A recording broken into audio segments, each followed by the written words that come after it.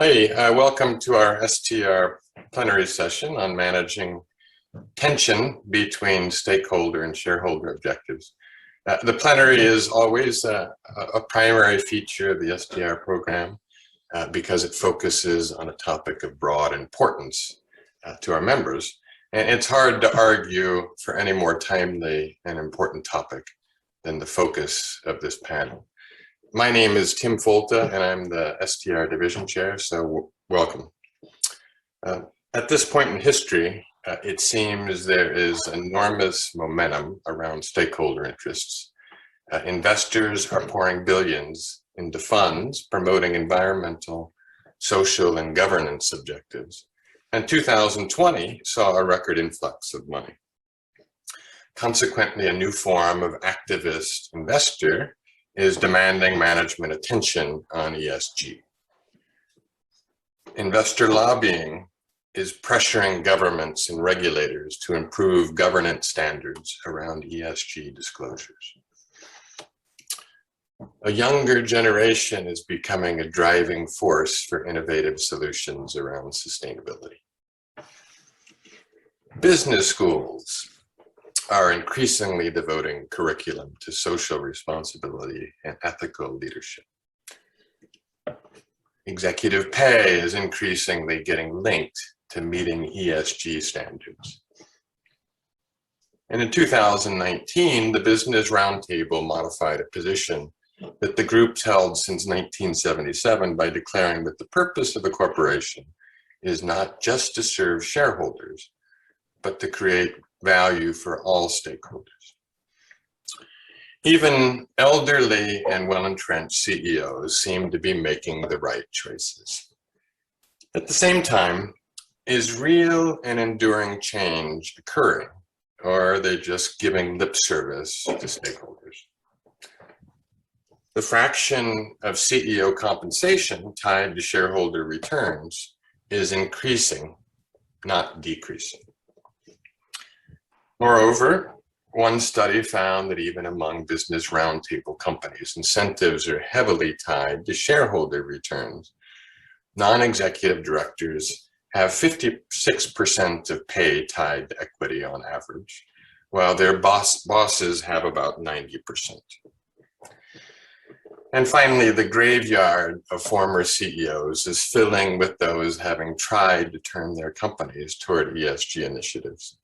A 2017 paper by Hubbard, Christensen, and Graffin found that greater past investments in CSR greatly increases the likelihood of CEO dismissal when financial performance is poor.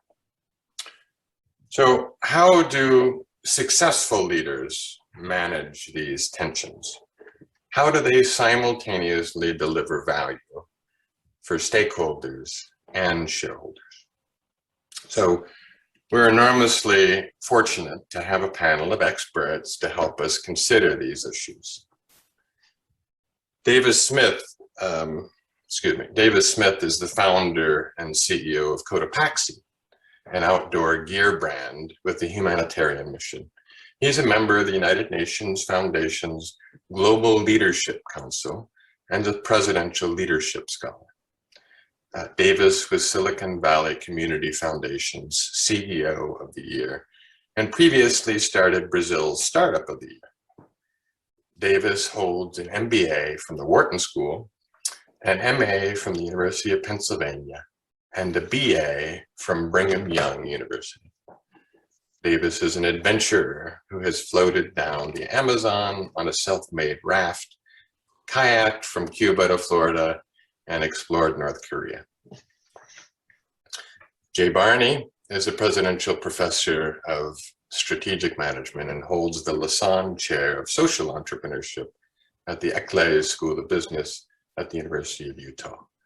He has an appointment also at INSEAD. Professor Barney's research focuses on the relationship between firm resources and capabilities and sustained competitive advantage. It's hard to overstate his research contributions to the field. He has published over 100 articles, which by 2021 had been cited over 210,000 times. He has won numerous honorary appointments and awards, including the Distinguished Scholarship Award, the most prestigious award our division gives for scholarly accomplishment. And he's been elected as a fellow of both SMS and AOM. He's held numerous editorial responsibilities. Jim Snabe is chairman at Siemens, chairman at AP Moller Maersk, and vice chair at Allianz. He serves as a member of the board of trustees at the World Economic Forum, adjunct professor at Copenhagen Business School, former CEO, Chief Executive Officer at SAP. He received a master's in operational research from the University of Aarhus, Denmark. And Subi Rangan is a professor of strategy and management at INSEAD, where he holds the Abu Dhabi Crown Prince Court Endowed Chair in Societal Progress. He received an MBA from MIT and a PhD in political economy from Harvard. He studies how enterprises may better integrate performance and progress, and how scholars may help evolve the paradigm and practice of capitalism. In 2013, he initiated the Society for Progress, a fellowship of eminent philosophers, social scientists, and business leaders. And they've published 2 books since founding. Subi's research has won awards and been published in the leading academic and practitioner journals. He was associate editor at the Academy of Management Review and chair of economic at the World Economic Forum's Global Agenda Council on Emerging Multinationals. So we're very, very honored and pleased to have such an esteemed panel. Here's our agenda for today. And again, please put your questions in the chat. We should have some time at the end to probe our panelists a bit further. But let's get into it, shall we? I'm going to take my screen down, but I just wanted you to see the first question here. Here we're noting that the plenary focuses on how managers should balance the tensions between markets and society, humans and nature, in the present and the future. Can you please provide some examples of specific decisions that you've made as a manager or studied as a scholar that exemplify these tensions? And Jim, I'd like to start with you, given your wealth of experience. Could you highlight some tensions for us here?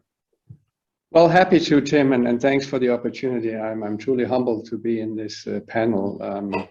I will obviously represent the practitioner's point of view, and in my chairmanship of Siemens as well as AP Møller Maersk, this problem or these tensions are part of the role as chairman on a day-to-day basis. Before maybe exemplifying that, my general intent is to try and minimize the tension. So my point of view today will be that if we manage in an ambitious way, there's not necessarily a conflict between shareholder value and stakeholder value, but there is maybe at the starting point, and there are tensions. The best example I can give from this kind of tension is an experience I had at the shareholder meeting in February 2020. This was just before the COVID had kind of closed the world down, and so we had a shareholder meeting in Munich at the Olympiahalle, where you will have 5,000 to 6,000 shareholders come into this hall. And among the shareholders who were in general very happy with the financial results of the company, and there were 120 activists who were arguing that we did not take our climate responsibility serious enough. And to be honest, as a chairman, that surprised me at the time. In 2015, Siemens had already committed to carbon neutrality by 2030, so we were one of the first industrial players to actually commit to that. And we had already delivered half of that reduction, actually 54% of the reduction compared to 2015. So we were kind of proud of our efforts and progress. And yet we found ourselves in a very complicated shareholder meeting where many activists were arguing against us. And it became the main story despite very good financial results.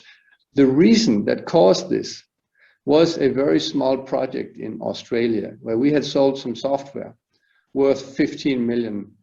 And at the time we were an 80 billion revenue company. So a very small project. The software would control a traffic system that controls a train. And the train, of course, had wagons. And in the wagons, there was coal, transporting coal from a coal mine to the coast. And therefore, we were taken as a responsible participant in building more coal-based business. And of course, that took me by surprise. But I think the learning for me is that even if you take this dilemma very serious, you have to understand that we live in a world today where if you are not really on top of the game and really ambitious, even a small project can dramatically impact your reputation as a company. And since then, we've taken much more proactive measures to make sure that that never happens again. So the question to your question, the question we were asking ourselves is, should we have said no to a project like that? We felt very far away from the coal mine. We chose to say yes, and it turned out to be a major problem for the business and our reputation. Interesting. When you said yes, did you realize you didn't fathom the possible repercussions? No, we thought we were so far away from the actual action. And it poses a question to what is the role of business? I mean, in this case, this was a government decision in Australia. So should Siemens now have a responsibility to overturn a government-supported project in Australia? Is that the role business should have? And even if we are that far away, I mean, I'm sure the company that is running the coal mine also uses Windows as their operating system for their PCs. Does that make Microsoft responsible? And we asked ourselves if that same company would have asked Siemens to build a headquarter with zero carbon footprint, which is the technology we provide nowadays. Should we have said no to that and then had a more polluting headquarter, or should we say yes to that, knowing that there is a fundamental risk to the reputation if we support a company like that? Okay, thank you very much. Davis, welcome. It's wonderful to have you. Wondering if we can get your thoughts on this, an example perhaps. Yeah, absolutely. It's great to be with everyone this morning. You know, I always consider myself a lover of books, and I have a small stack of books on my night shelf that my wife thinks is too big. Now that I see Subi's office, I'm gonna take a screenshot of this and show my wife and be like, hey, look, I'm just getting started. But very impressive. I like that. I've got some work to do. Yeah, Subi, do those represent books you've read or you want to read? Go on, please. Well, this is a great conversation. I really appreciated Jim's insights here, and what a great example actually of how complicated these are for business leaders. I will also come from a perspective of a business leader, not as an academic, but I'm sure we'll get much better answers from the academics today. But you know, as an entrepreneur, I'll talk a little bit about some of the decisions. And maybe just a little context for my business, because it's the smallest one, you know, here. People may not be as familiar with it, but we are a benefit corporation and a certified B Corp in the outdoor industry. So we make backpacks and jackets and tents and sleeping bags. We'd be a competitor to the North Face and Columbia and Patagonia, but we're focused on humanity, people, and fighting poverty is my deepest passion. I grew up in Latin America. I moved there as a 4-year-old and spent most of my life there, including a lot of my adult life. and have always known I wanted to use business to be a force for good in the world, specifically fighting poverty. And so we use profits to support poverty alleviation. And the business is, a small business. We're 7 years old. Next year, we should do close to 100 million in revenue. So again, very small compared to Jim's company. A $15 million contract for us would have been very large. But I think this is important to have these conversations with not just large companies, but also small enterprises that are navigating some of these very similar challenges. As an entrepreneur, when I first had the idea for Cotopaxi, I was living in Brazil where I built my previous business, and I called an attorney that I'd used for years. He's based out of New York, and I called him and said, "Hey, I want to start this new business, but I want to do it as a benefit corporation." And in 2013, benefit corporations were very new. There wasn't that much known about them, but I knew he knew a little bit about them, and he actually advised me, said, "I would not encourage you to incorporate as a benefit corporation from inception." He's like, "Start as a C Corp like you have in the past. Go raise money. Investors aren't going to want to invest in a benefit corporation that's committing to give away money before you've made money. It's just going to make your job really complicated." I heard similar things from investors as I went out to Silicon Valley to raise money for this idea. We hadn't done anything yet. It was a PowerPoint basically and a big vision of what I wanted to do. And many investors told me the same thing. Like, why don't you not focus on giving back yet? Why don't you go focus on building the brand? And then when the brand's proven itself and is doing well and is profitable, then you can give away money. But this is advice that I did not take. I believed so strongly that was the reason that we needed to exist. That if we didn't do this right from the beginning, we wouldn't have the ground to stand on later on. And so, we had to make that difficult decision early in the business to incorporate as a benefit corporation.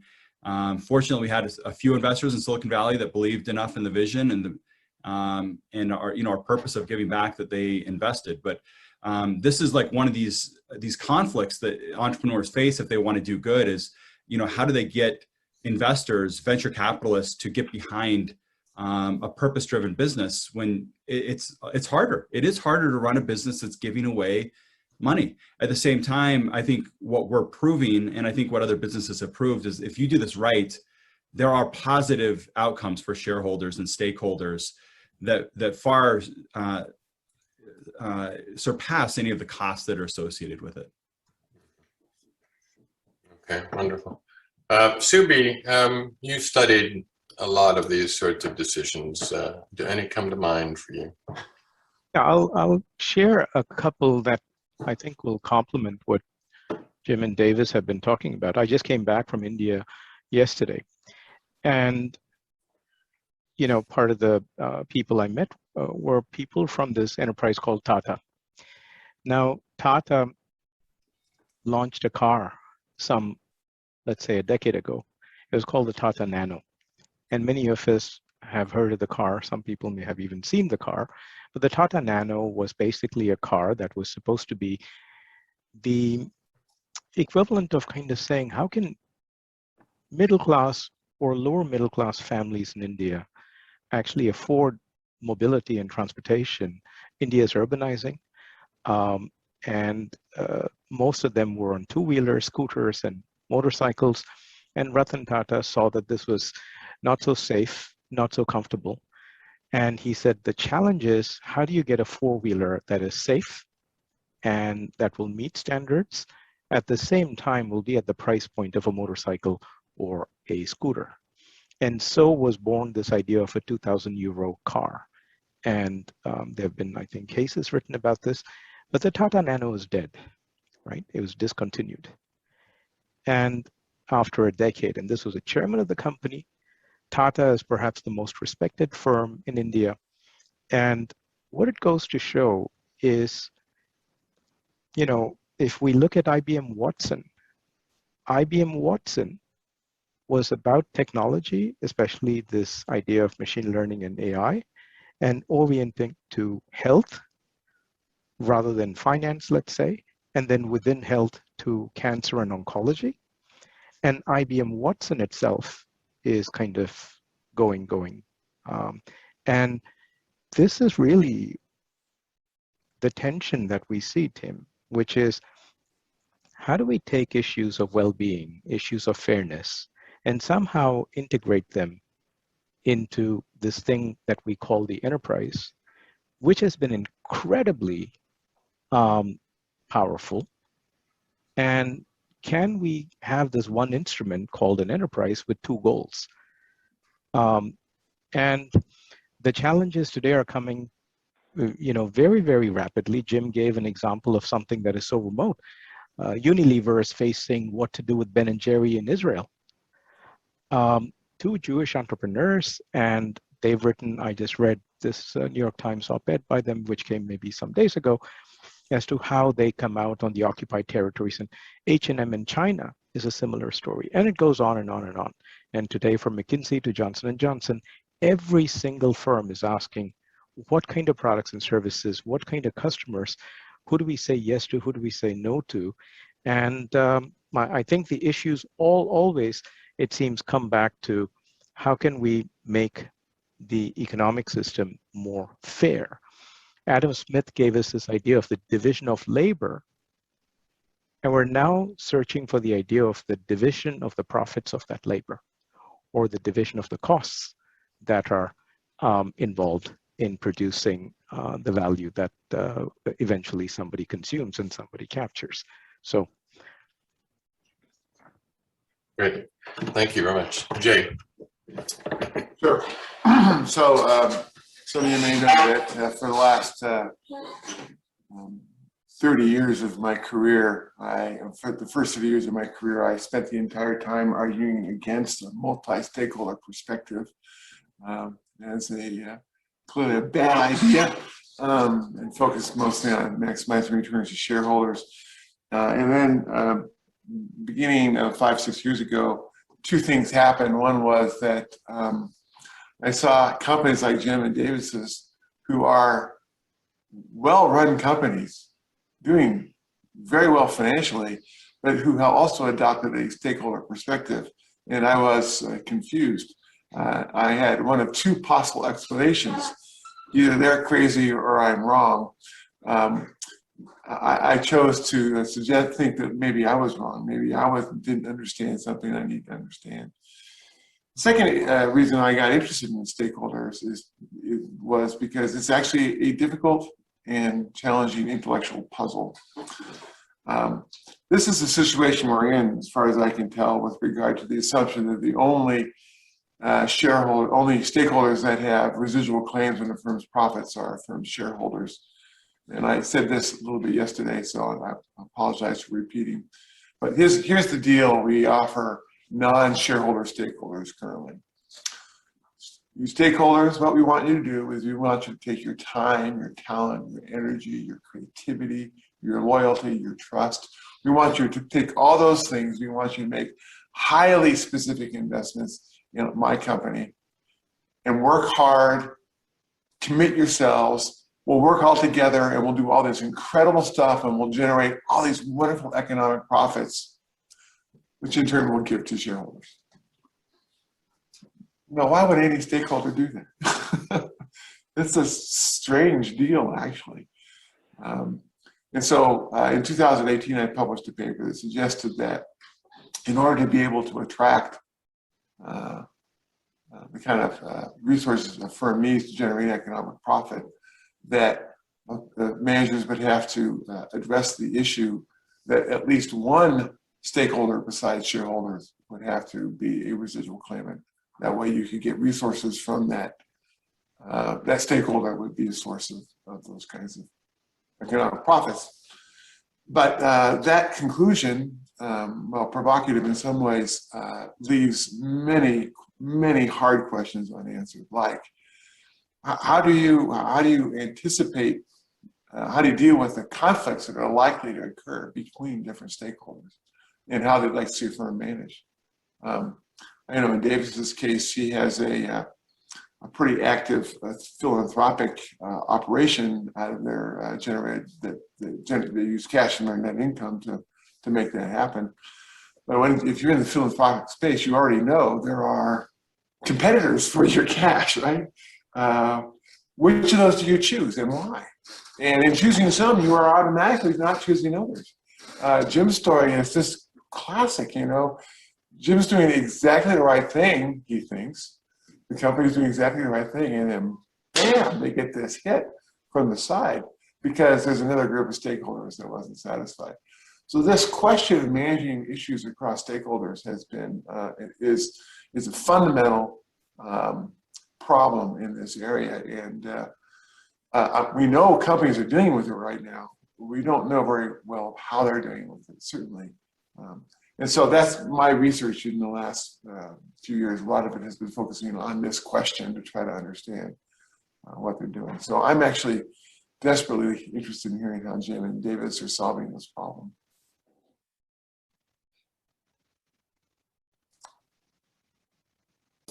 Thank you very much. Great examples. What I want to do is move on to the, now that we've got a sense, we've laid the land, got the playing field, we've heard some examples. Let me ask a second question here. So recently there's been an emergence of ideas like the triple bottom line, purpose, and most recently ESG. To what extent do these developments signify an evolution in the goals of business? Or are these just new constraints on value creation and capture? Jay touched briefly upon this, but what do you think? Subi, can I start with you on this one?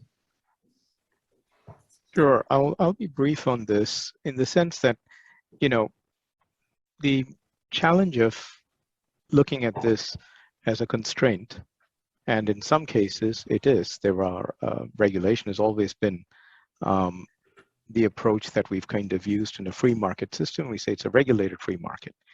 And from accounting standards to labor standards, environmental safety, etc.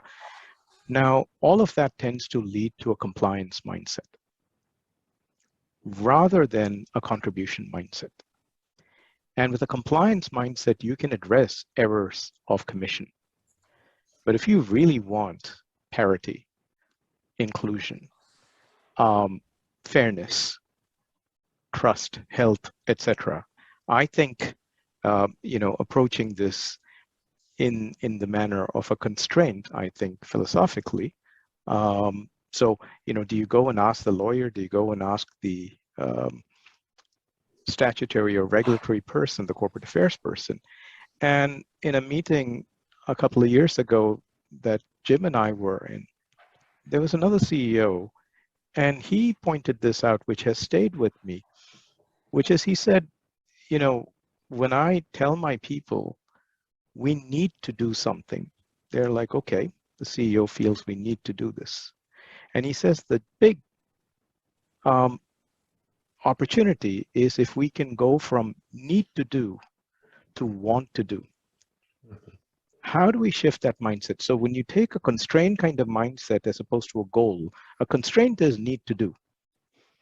And that means people turn their back and they're like, okay, I need to become digital. I need to become more aware, inclusive, fair, etc. Versus I want to become digital. And this is a huge mindset, important difference in mindset.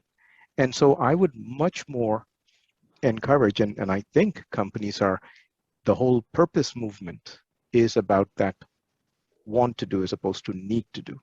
And hence, I think triple bottom line, ESG, et cetera, are really feeding into the goals of business, not only the constraints. And there will always be, it's a portfolio, it's a mix of both, and the same thing will be taken up differently. We heard how Davis is, you know, approaching business, starting out as a B Corp.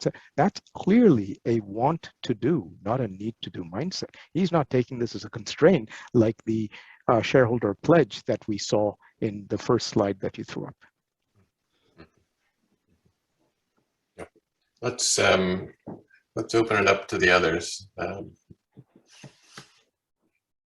know, it's interesting.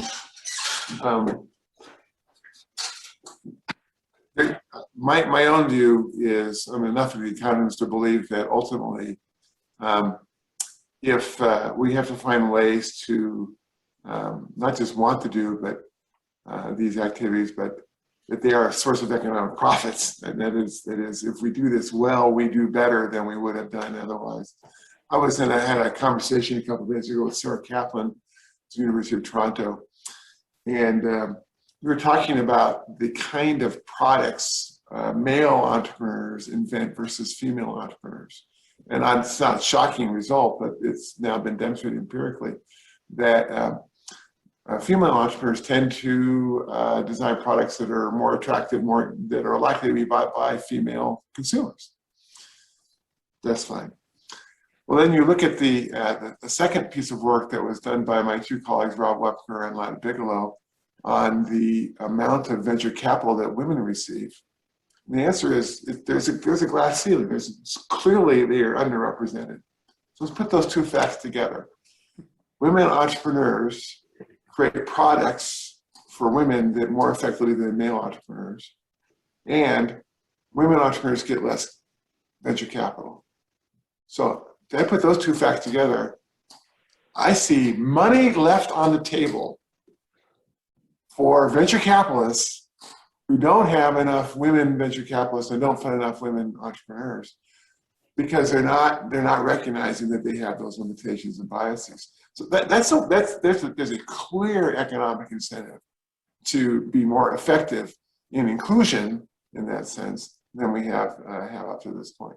So ultimately, I like to see. I think it's important that we want to do this. We have to do this. We want to do this. But I'd also like to see us thinking in a clever way about how we can make money doing this.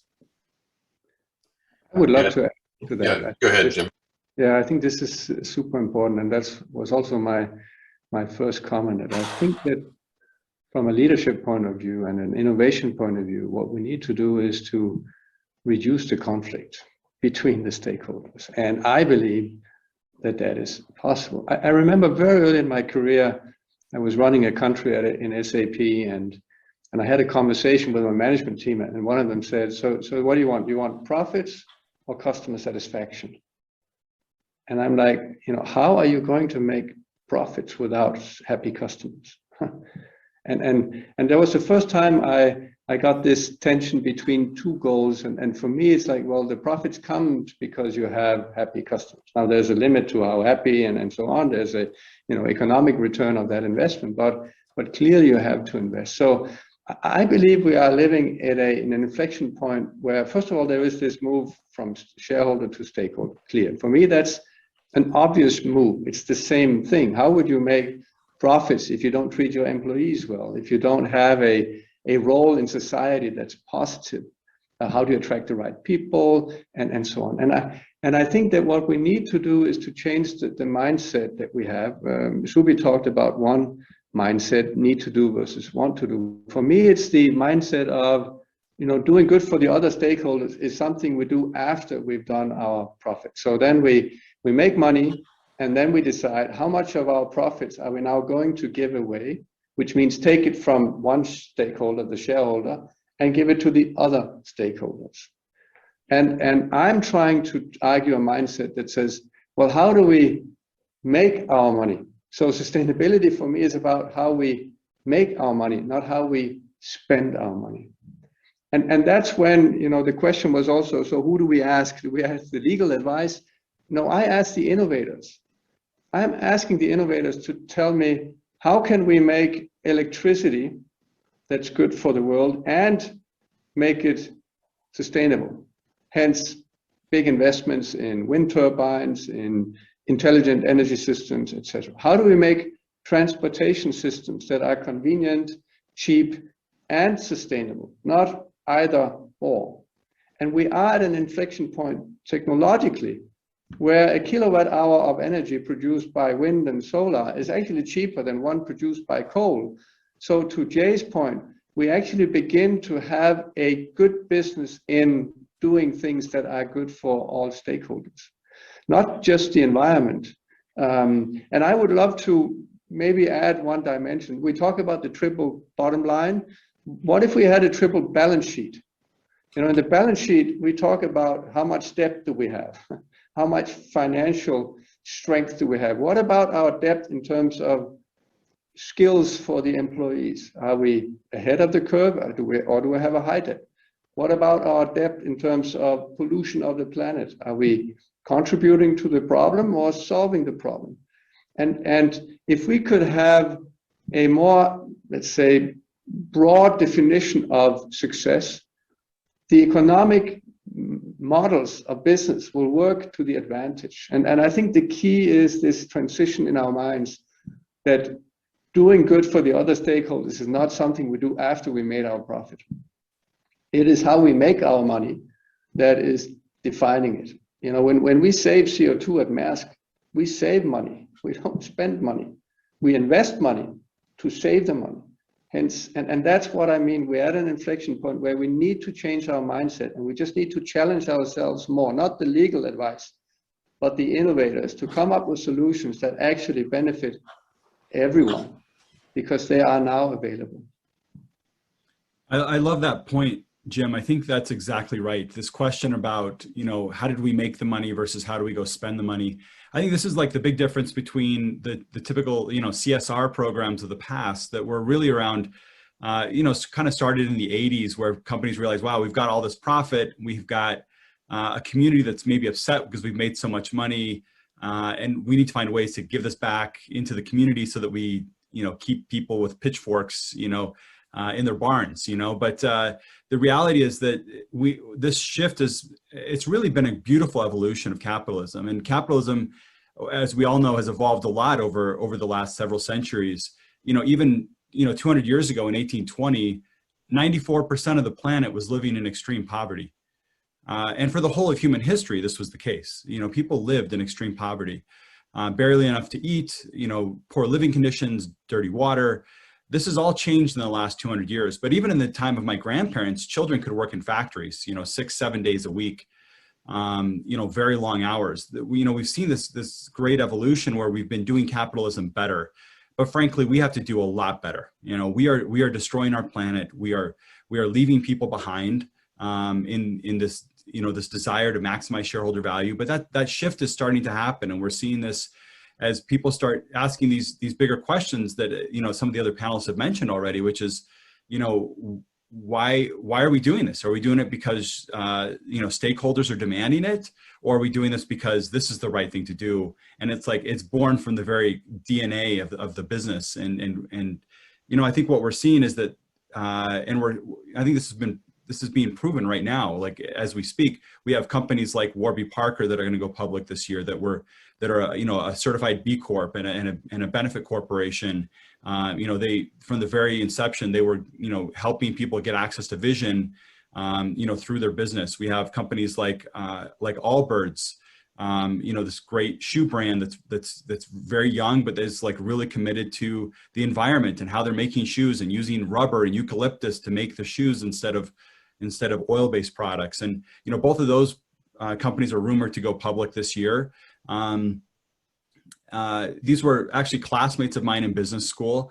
And it's been really interesting to see how startups are thinking very differently about their responsibility in the world as business leaders, as entrepreneurs. But there are, I think I can't remember if it was Subi or Jay that kind of mentioned this, this conflict that can exist between, businesses and stakeholders. And I think we're starting to see some of those go away because we're starting to see that there are huge benefits for doing things the right way from the beginning, and not just like having CSR programs that are afterthoughts, but having ESG that's like really truly part of who you are. It's it's better retention, and it's being able to attract employees. I can tell you at Cotopaxi's, from our perspective, we see 500 to 1,000 applicants per job opening. So it's like, this is something I never experienced in my previous businesses. And I'll tell you, it's not because we're paying a lot better than our competitors. It's simply because we stand for something and people want to be a part of that. There's all these amazing benefits that we're seeing, our ability to acquire customers at a much lower cost of acquisition than a traditional e-commerce retailer, it's because people want to buy products that they believe represent their values. And so I think that these are the kind of things that are going to change and not make it really an obstacle, like I think the original question asked, but really it's really truly is starting to be an evolution of what we're expecting businesses to do, the role that we're expecting them to play. And this kind of dovetail into this question here. Davis, you touched upon this a little bit. It'd be nice to maybe hear from Jim about this. Jim, you're in talking to employees and trying to convince them of this mindset that you talked about. There's obviously some trade-offs associated with it. You might have shareholders that confront you. How do you deal with those sorts of tensions? Well, maybe. And Davis, it would be nice to hear from you on this too. You probably have venture capitalists that really see the trade-offs that you're talking about. The way you described it, there aren't necessarily trade-offs. It's a win-win scenario. But Jim, I'm sorry. Go ahead. No, absolutely. I mean, first of all, I've now tried at 3 companies to put, let's say, the purpose and the sustainability topic at the front of the strategy conversation. And when that happens, the internal conversation becomes one of excitement. I have this philosophy that leadership is about dreams and details, and the dream is really about inspiring people for what the company can become, which is ambitious and far, maybe from where it is today. And when you ground the strategy conversation in the purpose that the company is serving in society, and you have an ambitious target for what that means, it inspires people internally. So the internal stakeholder conversation becomes dramatically simpler. We recruit better people, and we get much more, I would say, productivity out of that, excitement from the employees. It was mentioned earlier as well. You could have an issue with some shareholders who are short-term focused. And to that, I always say that, well, you get the shareholders you deserve. You get the short-term shareholders if you don't have a strong purpose, if you don't pursue the ambitious idea about what the company does for society. And you actually get rid of them if you do. And I think that's good, because companies need to constantly reinvent themselves and not just optimize themselves until they become irrelevant. And having a long-term shareholder allows you the investments in the future that gives you the permission to reinvent yourself. So in that sense, I think we are again at an inflection point where if you do this right, it becomes a huge driver of opportunities in most dimensions. And I see very little conflicts of that. Recently, Maersk is one of the largest, or is the largest shipping company in the world. We transport 1 million containers every month. And shipping or transportation is quite polluting. Shipping is the least polluting, but still, if you move 1 million containers a month, you have a lot of CO2 emissions. And 3 years ago, in 2018, we committed to carbon neutral transportation by 2050. And at the time, it seemed like an impossible, some people said, a crazy goal, because how on earth are you going to transport 1 million containers without, burning fossil fuels? And now, only 3 years later, we know exactly how to do it. It will require the opposite of what we have done in the deindustrialization, which was this, Subi, you mentioned that, this division of labor, everyone does his part. You actually need to look at the value chain holistically, and you need to find other means of energy in order to do that. Now, that's an expensive endeavor, but we think it will become a competitive advantage that will fuel the next reinvention of the company. So it's a good example of how something that seems impossible, that's very costly, becomes a core of a differentiation in a market that's super commoditized, and could drive the company, in my opinion, to a completely next level of value creation and a reinvention of an industry that really needs it. So that's the attitude I take. It's an opportunity-oriented one, and in these days, most stakeholders actually like it. That's great. Let me ask a bit further, Jim. you as chairman of the board, you work with CEOs, at least a couple of them, that feel this tension firsthand. You know, that they may get pressure from shareholders. How do you deal with those? How do you mentor those folks? Well, it's about understanding that the financial results comes from what purpose and business you choose to be in, and not the other way around. Mm-hmm. And if you allow that, so as a chairman, you have the benefit that you don't have to answer the questions, but you have the opportunity to ask questions. And I've seen that if you ask the questions in the right sequence, you give management, the CEO and his or her team, permission to think, what is our role in society? What is the business we're in a broad, holistic point of view? And how do we take responsibility for more than just the bottom line?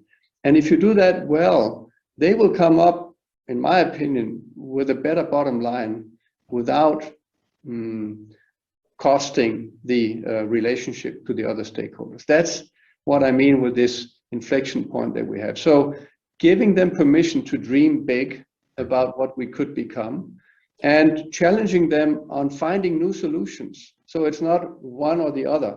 Is it, good for business but then polluting? No, why couldn't it be both? And if you do both, that becomes the next generation of solutions for customers. So now you help customers become sustainable, and it becomes a huge growth driver, not a huge cost on your P&L. Great, thank you very much. Davis, did you want to follow up? Honestly, I'm not sure I have much to add to Jim. I think Jim hit that one out of the park. Okay, wonderful. Hey, we have lots of questions in the chat. I want to make sure we get to those. But one that I've been really eager to ask is, let me just show it on the screen here. Let's see, this is a teaching one. We've got a bunch of educators in management strategy, and 3 out of 4 of you are educators. What are the implications of this for how we teach strategy? Are we doing a good job teaching strategy? What new topics do we need to cover to prepare leaders, the sort of which we're referencing right now? Be great to hear your thoughts on this topic. Who do you want to go first, Tim? Jay, how about you? Okay, no, let's hear from Subi. How about that? That's good. That's good. I wasn't asking to get vocal. No. I know you Jay, were. please. Jay, please. Go ahead, Jay. So it's a hard problem, just to be totally frank, because as some of you may know, I wrote a couple textbooks over the years that have been thoroughly grounded in shareholder wealth maximization. That was the objective function, and that we built around, the whole textbook is built around that. And so I have found myself moving away from that over the last edition or two. We're planning on doing another edition this coming year that will take even a broader stakeholder perspective. But the reason it's challenging that literally every chapter, every content bit that's in our coursework has to be rethought in some ways. So just look, we have every book has every class has a chapter or a discussion on product differentiations and strategy. And what we're talking about here is product differentiation in the sense of being responsible with regard to ESG or some other stakeholder kinds of interests can be a basis of product differentiation.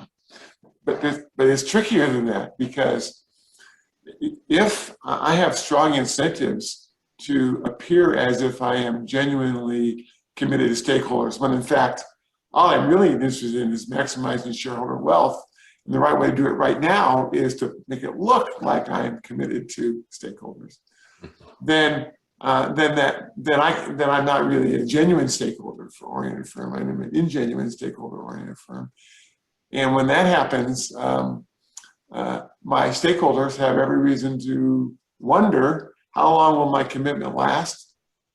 It will last up to the point at which it no longer makes sense from a traditional shareholder wealth maximizing point of view to deal with these stakeholder interests. So even in a simple area where you say, well, product differentiation, this could be a clear example of a product differentiation strategy.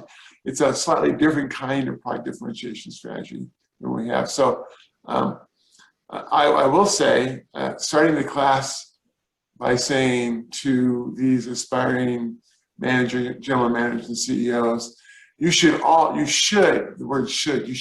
really want to be concerned about your stakeholders is not compelling by itself. It just isn't by itself. I have to explain to them why it makes sense for them to do that, under what conditions it makes sense, under what conditions does it not make sense, and be a lot more precise about that.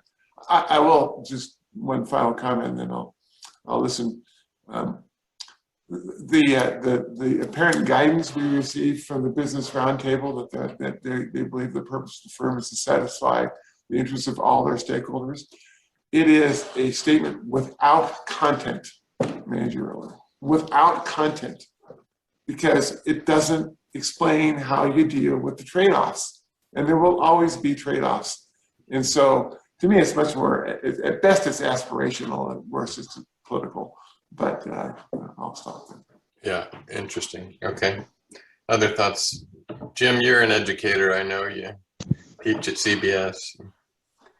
Yeah, I teach strategy and organization, so very close to these topics. And the eye-opener for me, so do we have the right, let's say, educational frameworks? I think, like Jay, we dramatically need to revisit some of them. I was teaching a class 3 years ago on strategy, and in the middle of the classroom, I then asked, so how many of you have heard the terminology circular economy before?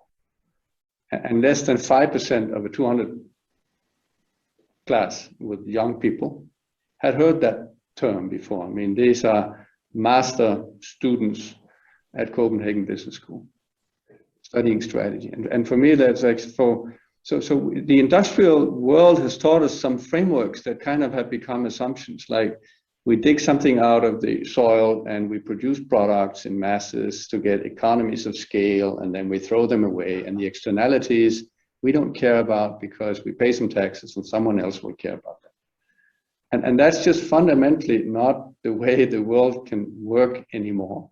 So we need circular economy models where we think about how we design things so that what we use to design them and make them and use them can be repurposed, and we don't even use any resources anymore because it either goes back to the soil where it came from and becomes, green which it was, or it becomes reused. And of course, there's economic value in that. And then we probably need to revisit some of the taxation theories as well, which is another chapter where we're today taxing work. And I would argue we don't have a limiting resource called work anymore. We need to potentially start taxing the externalities and the resources. And so a Pagonian tax system discussed maybe in business school would be a nice way to rethink some of the linear models that we have learned and challenge them dramatically. And then figure out, how we take a more holistic view on an end-to-end circular system rather than I do my part and don't care about the other parts, which is the industrialization, economies of scale and division of labor, a theory which I don't think works anymore. Thank you. Other reactions to the question?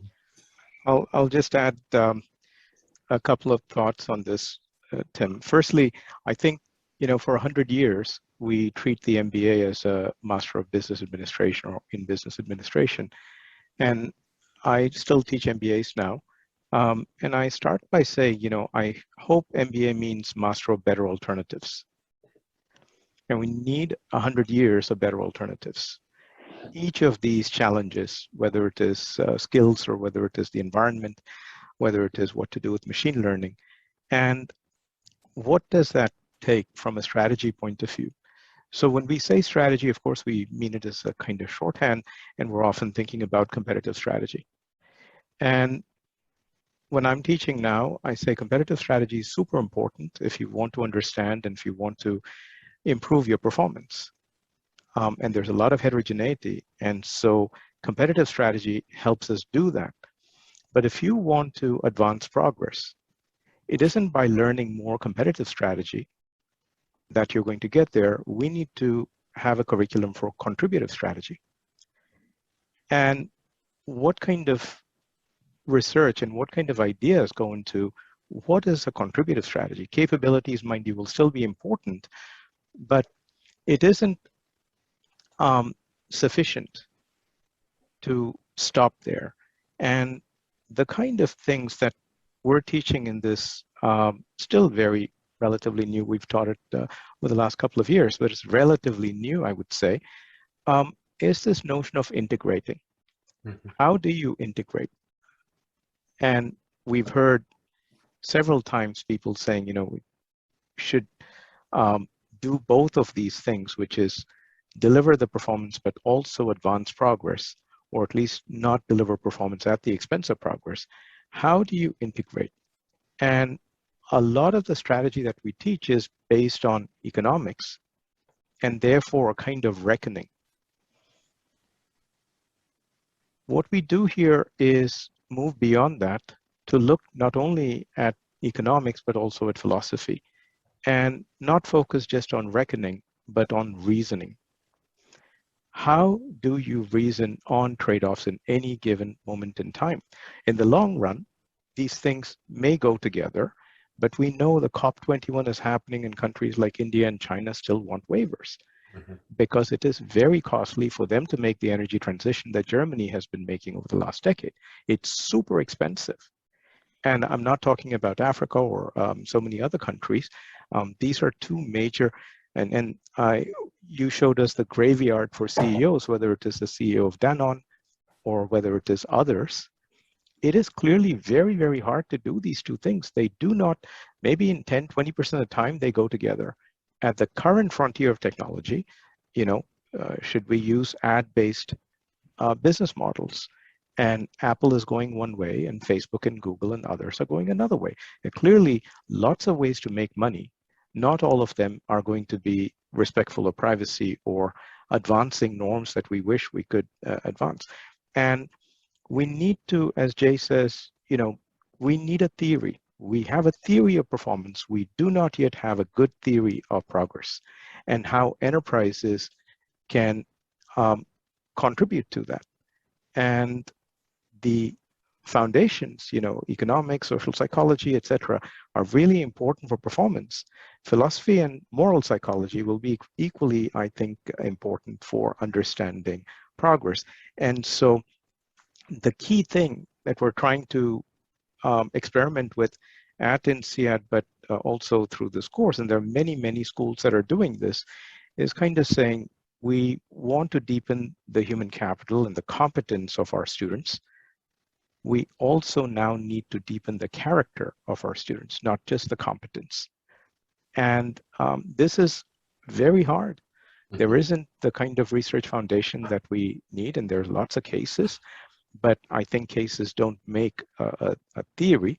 They may suggest certain hypotheses. And so the research is that there's a lot to do. And how do we bring notions of fairness and well-being into this thing called an enterprise, which works with certain market principles and not necessarily certain moral principles? And how do we get non-price information? And that's where reasoning comes in. And so teaching students reasoning is one of the most important things. But what is moral reasoning? And how does it become, practical moral reasoning? These are things that even philosophers haven't thought about. But I think students are, certainly executives are ready for this. As Davis and Jim said, every day, from do you pay minimum wage and living wage, do you do business with this country or that client All of these issues are coming up, and at the moment, that there are no kind of golden rules, and there probably never will be. And of course, we can say, let's regulate everything. We need more government. I mean, I am hopeful, as Davis was saying, things are changing. But Davis, when I look at the populism and when I look at elections around the world, from the south to the north, I think that innovation, internationalization, the two things that have driven performance are not driving progress. And trust in innovation has gone down. Trust in internationalization is gone, not just down. And if we don't develop a theory of integration and start to see how to best convey that, and it's going to require practice. Competence may come from theory and cases. Character is going to require practice. I think business schools have a great opportunity ahead to experiment and build some of this.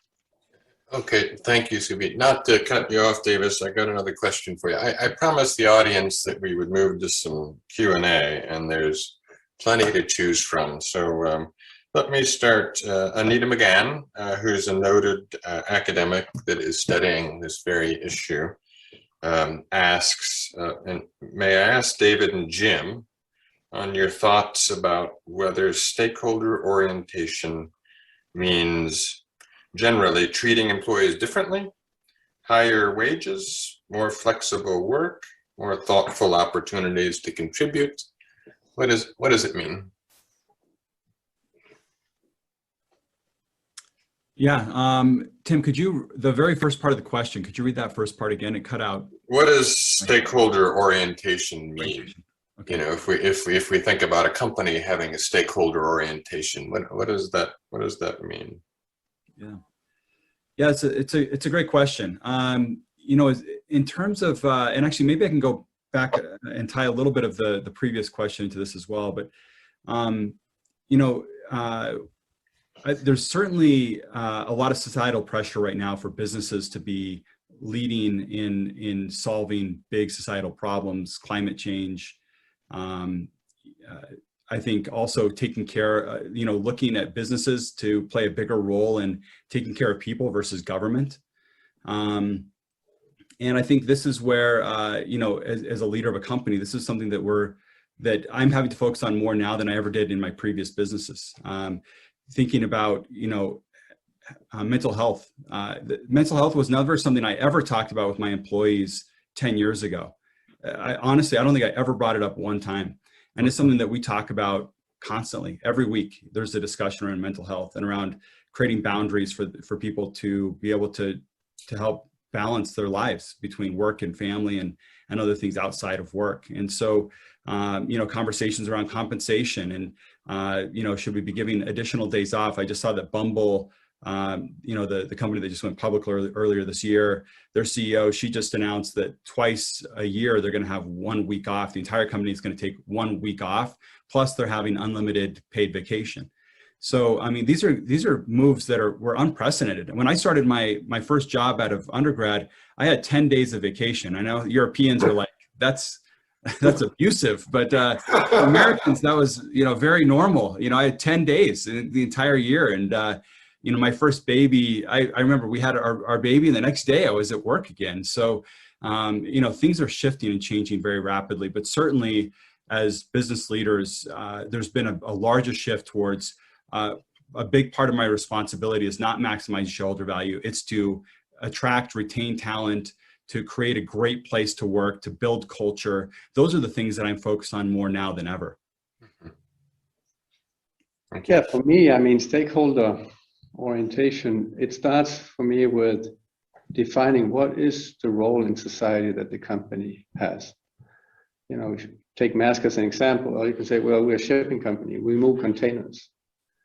Well, if you put it in a different context of societal value, we're enabling global trade. We allow a producer somewhere in developing country to connect to global markets and transport their goods so that they can participate and create value locally, create livelihood locally.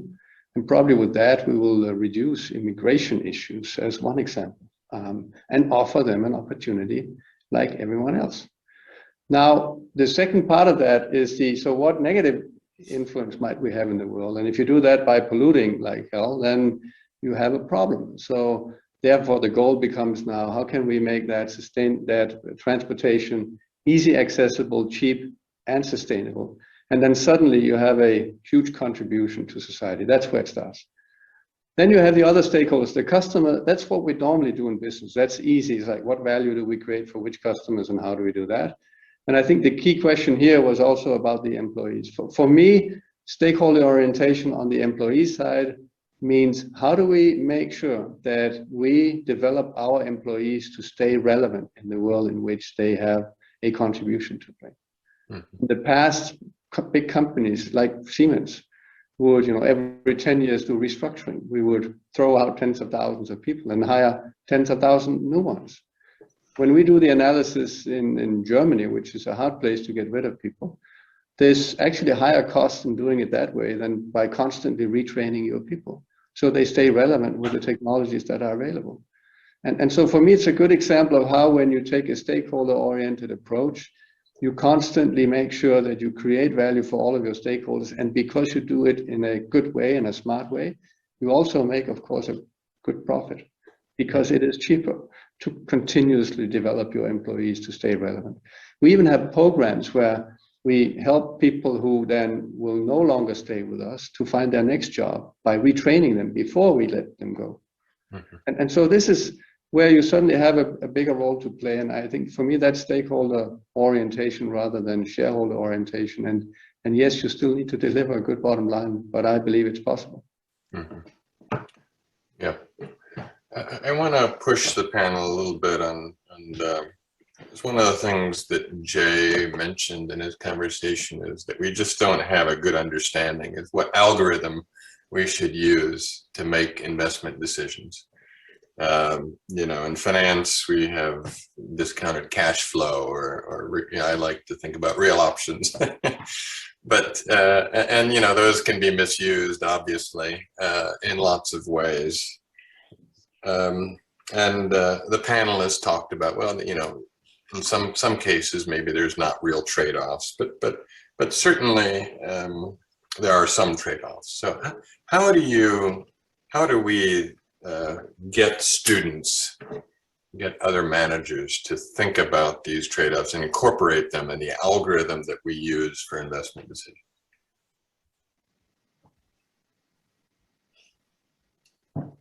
I'd like to hear how David survived the MBA program at Wharton, which I presume was focused primarily on shareholder maximization, wealth maximization, and that somehow you were able to survive that and to deal with the kind of trade-off questions that you suggested. Yeah, business school, I think business schools have evolved a lot in the last 10 years. I graduated in the class of 2011. I never once, discussed so really anything around climate change, inclusivity, multiplicity of stakeholders. Like these were not discussions that were ever had when I was in business school. I suspect that Wharton is doing much better now. And I don't think it's a criticism of Wharton. I don't think any business school was really talking much about that in 2009 to 2011. But I think, what gives me hope, and I think, Subi, he brought up some really great points around, there's some discouraging things that are happening globally that, but at the same time, what gives me hope is seeing the transformation that's happened among young people and business leaders that are like in this younger generation over the last decade. They are very, very passionate about this, and they're figuring this out, and they're driving change in business schools. They're expecting, they want to be taught these things. We had one ethics class when I was at Wharton, but ethics, like we didn't talk about the ethics of how to pay employees correctly or inclusivity, some of those things that might be discussed today in ethics as a business leader. Also I think maybe one quick example of like an early decision that we had to make at Cotopaxi that was really challenging for us, but and I think goes to your original question, Tim. When we were about a year into the business, we didn't have a marketing team yet. We were really focused on building great product first and telling what the story represented. but we didn't have a marketing team. And I went to my board and said, hey, I want to hire a chief impact officer. I want to hire someone that we're going to bring in that's going to tell us how to make sure that we're having impact in the very best way possible, so that when we give our money away, we do it in the right way. And of course, my board was like, wait a second, like that's kind of an expensive role given the stage that you're at. And you don't even have a marketer yet. Like, I think we should hire a marketer before we hire the impact officer that's giving away the money. But fortunately I had a board that really believed in me and in the vision I had for the business. And I just explained, if we can't do impact right, we have no legs to stand on. We have nothing else. That is the only thing that sets this business apart from it. We pay them market determined wage and then we're happy. Well, actually, I don't think that's probably enough, frankly. But we need to think about those kinds of questions. But if we say, and Jim's first example is just like the quintessential example of this. If we say we're going to fully satisfy all stakeholders, I think that's just unrealistic in most settings. So may I